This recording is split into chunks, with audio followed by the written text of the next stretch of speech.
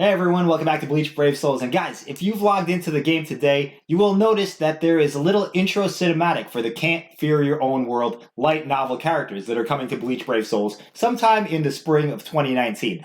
There's a little video summarizing the story and all that, and it's very exciting. It's starting to generate a little bit of hype. It said spring 2019, so what does that mean? I mean, spring could be the end of this month, or it could be in April, May, something like that. But my guess is, guys, that they wouldn't put out this trailer if the characters weren't coming out soon. So I'm gonna have to say it's like my guess is that they're coming out at the end of February because February is the beginning of March, and March I guess you could consider it spring, even though for a lot of people it's still cold out. But that is my guess for the release of these light novel characters. And there was a link also to the Bleach Brave Souls official website where we get there's the picture of all three volumes. They have also a little synopsis of the story of the light novels as well. So if you want to read that, guys, go check out the official Bleach Brave Souls website. I'm not going to read it for you. You can do that yourselves. But they also have something at the bottom, guys, where they profile 4 characters from the light novels. And we already knew that Tokunada Tsuneyashiro and Hikone were going to be 2 of the light novel characters they were creating.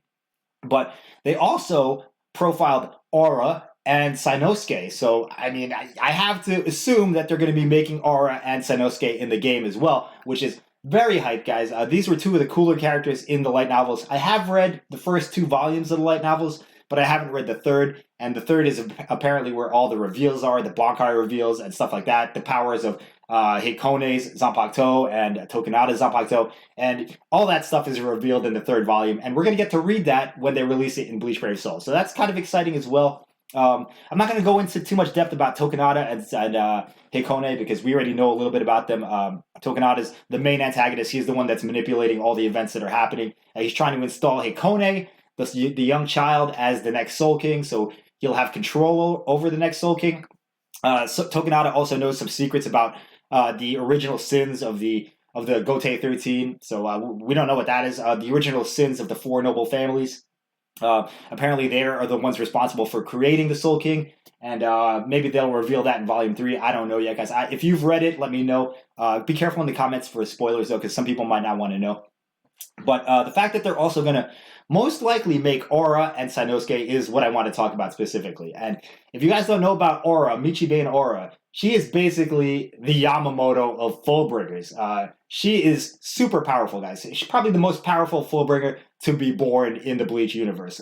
As you might know, Fullbringers draw their power. They can draw the souls out of inanimate objects that they're attached to, like emotionally, and use that to generate weapons or abilities and things like that. So, for example, Ginjo, he has his necklace and he draws the soul out of that, and he uses that as his power.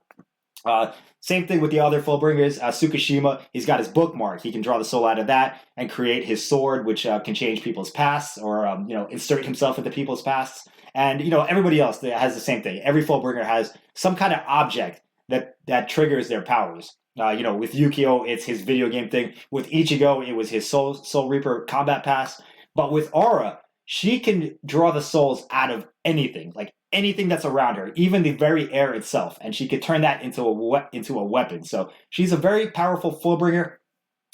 She does have a fight with Kisuke. It says right here in the thing, in the little description, but she does have the power to draw souls from anything that's around her, which is extremely OP. And as it says, she's able to overcome Kisuke with this thing, and Kisuke is no joke. So that's kind of a pretty big feat for Michibane Aura. Seinosuke, I didn't see him do too much in volumes 1 and 2. He's basically he's basically Hanataro on steroids. Like, his healing powers are like some of the strongest in Soul Society. He's a very intellectual dude. In the story, he's the doctor for the noble families. He's like the personal doctor of the 4 noble families. And he's not like a good-hearted or kind person like Hanataro. He's got like a secondary agenda.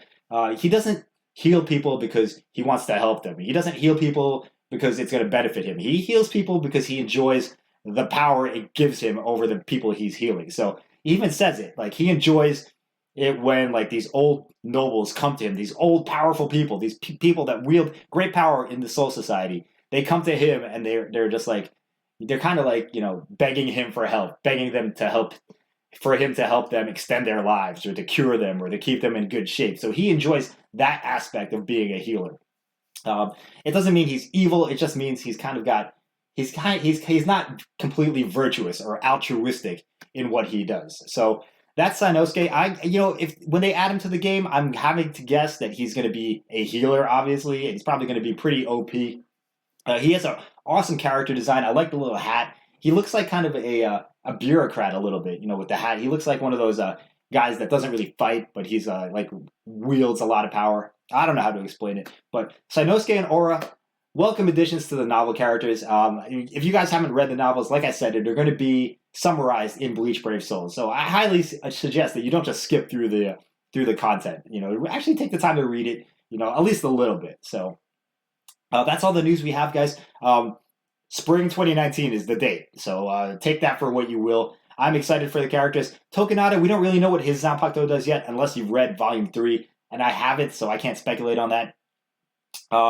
And Hikone, his Zanpakuto, I don't know what that does either. It's like very powerful, though. I mean, when we first hear about it, it was like something that Uetsu possessed. He had it locked away in the royal realm, and it was stolen and given to Hikone. And apparently Hikone can take on multiple groups of Soul Reapers, Quincy's, Fullbringers, and come out victorious. This kid is pretty powerful, and we'll have to see what they do for his Zanpakuto power in the game. So that's all I have for now, guys. Let me know what you think. I know most of you probably don't know who these guys are, but, I mean, we're about to find out. So thanks for watching, everyone. I got a little bit hyped for I'm a little bit more hyped for the book characters now, so that's all I got to say about it. Thanks for watching, everyone. Let me know your thoughts, and I will see you in the next video. Bye-bye.